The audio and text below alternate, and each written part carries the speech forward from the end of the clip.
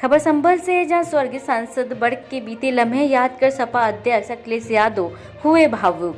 ये आपको बता दें, प्रेस वार्ता कर सांसद के निडर व ईमानदार होने की कई सारी बातें बताते हुए कहा कि विरासत में बहुत बड़ी राजनीतिक विरासत देकर गए हैं, जहां वो कई बार सांसद व विधायक रहे हैं। उनकी विरासत परिवार वाले और आगे लेकर जाएंगे। वही साथी वर्ग के बाद पौत्र जिया उर्रमान वर्ग को लोकसभा टिकट को लेकर कहा कि आपकी भावना की कद्र रखी जाएगी।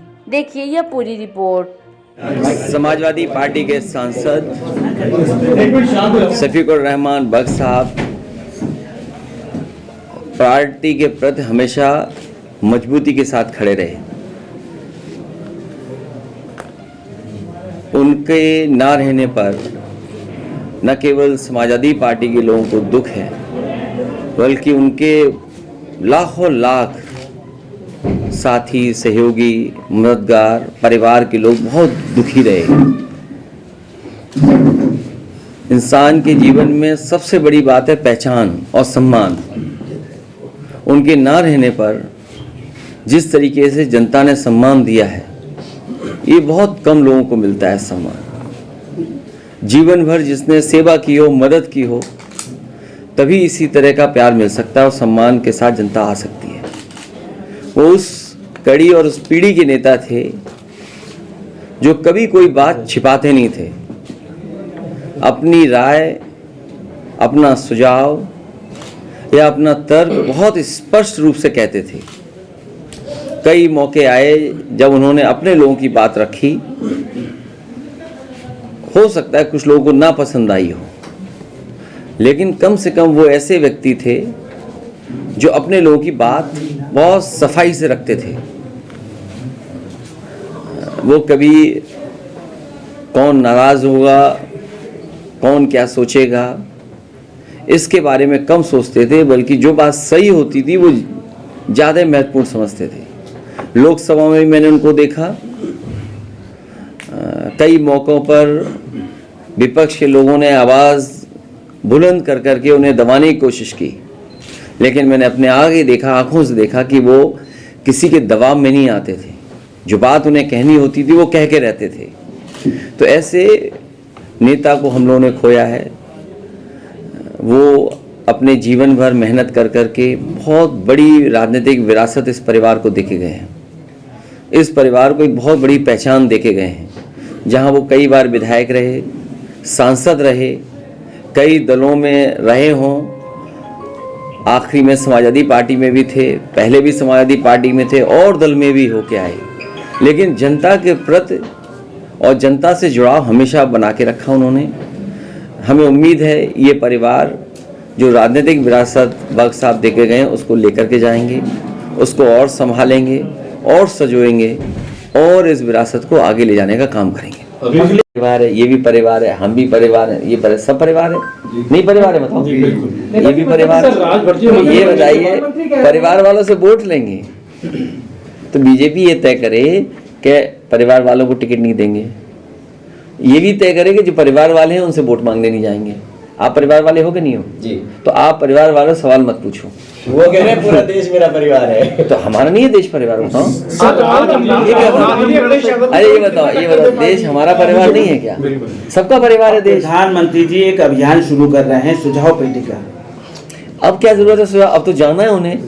अब ये सुझाव मांगो कि जाए कैसे वो, इसके लोग सुझाव देंगे।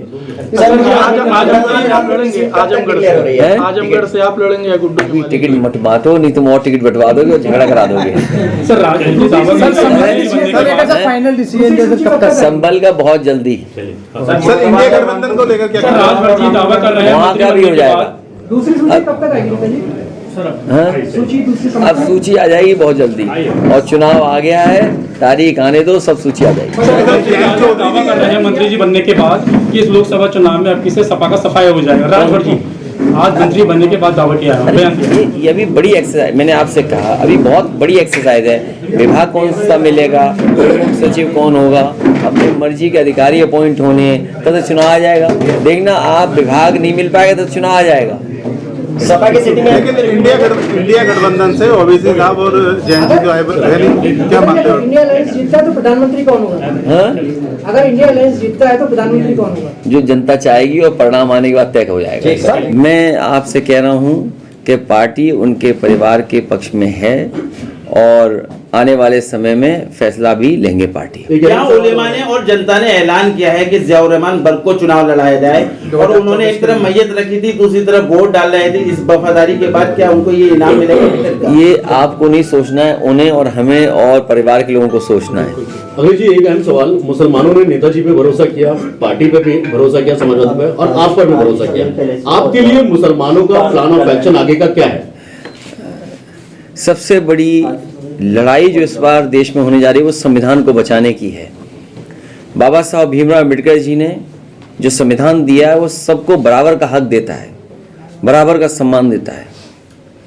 जिस तरह से कई मौक़ों पर हम लोगों ने कहा है कि कभी समुद्र मंथन हुआ था, इस बार संविधान मंथन होने जा रहा है।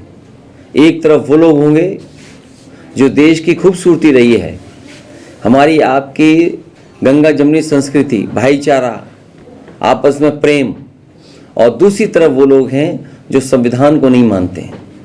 तो संविधान मानने वालों की और संविधान पर न चलने वालों के बीच में ये चुनाव होने जा रहा है और हमें ये पूरा भरोसा है देश की जनता संविधान के साथ और संविधान बचाने वालों के साथ रहेगी।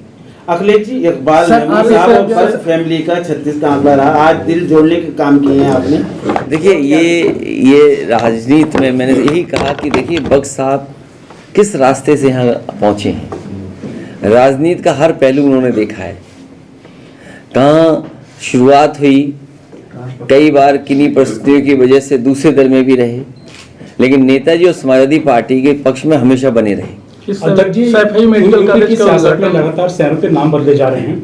अब लखनऊ को नाम बदलने की तैयारी है, लक्ष्मणपुर नाम रखा जा रहा है, क्या कहेंगे इसको? लोकसभा से देखिए, ये नाम बदलने से ज़्यादा ज़रूरी है कि नौजवान को रोजगार दे दें, नौजवान को नौकरी दे दें। नाम बदलने से जनता को उलझाएं नहीं, पेपर लीक ना होने दें। सोचिए, हर पेपर लीक हो जाता है इनका, और लीक होने के बाद एक ही एजेंसी उसको जांच दे देते हैं। अभी जो हमारा एक पत्रकार साथी मेडिकल कॉलेज के बारे में पूछ रहा था, अभी सुना है कि केवल बिल्डिंग का उद्घाटन करने गए हैं, वो हॉस्पिटल का उद्घाटन नहीं है, वो बिल्डिंग का उद्घाटन है। हॉस्पिटल का मतलब ये है कि किसी व्यक्ति का इलाज होना शुरू हो जाए, बिस्तर हो, बेड हो, मेडिकल फैसिलिटीज़ हो, स्टाफ अपॉइंट हो जाए, ओटी चलने लगे, दवाइयाँ हों, वो बिल्डिंग का उद्घाटन करने गए हैं। इसी तरह सुना है कि एक वर्चुअल उद्घाटन भी हुआ है आगरा में मेट्रो का। ये समाजवादियों की मेट्रो थी, ये कोई बीजेपी ने तो काम स्लो किया, रोका, बेमन पूरा किया है। जितना भी आगरा का अलाइनमेंट किस तरफ से किस तरह जाएगी, कहाँ पर क्या बनेगा, ये पूरा समाजवादियों के सरकार में फैसला हो गया था, वही मेट्रो का वर्चुअली उद्घाटन किया है। जैसे नाम बदले जा रहे हैं तो इसके मायने क्या हैं कि मतलब ये लक्ष्मण को नाम रखा ऐसा है, आप सरकार बदल दो, इनका नाम अपने आप बदल जाएगा। सर एक सवाल ये है, सर 4 दिन पहले अभी जो सर धनंजय सिंह ने जो है चुनाव लड़ने का ऐलान किया सर जौनपुर से कृपाशंकर के सामने, और उसके ठीक बाद ही जो है सर ये कोई खबर नहीं है, ये तो कोई खबर नहीं है। दंगों का दोषी माना गया है, मौलाना तौकीर को दंगों का दोषी माना गया है, कोर्ट ने दोषी माना है। कोर्ट के सवाल पर हम लोग कैसे कोई प्रश्न लगा सकते हैं? महाराष्ट्र में इंडिया अलायंस की दोबारा मीटिंग, आप जा रहे हैं वहाँ पे? देखिए, हमारा काम पूरा हो गया, टिकट बंटवारा हो गया, हमें प्रत्याशी तय करने दो। अभी तुम प्रत्याशी पूछ रहे थे, अब कह रहे तुम वहाँ चले जाओ।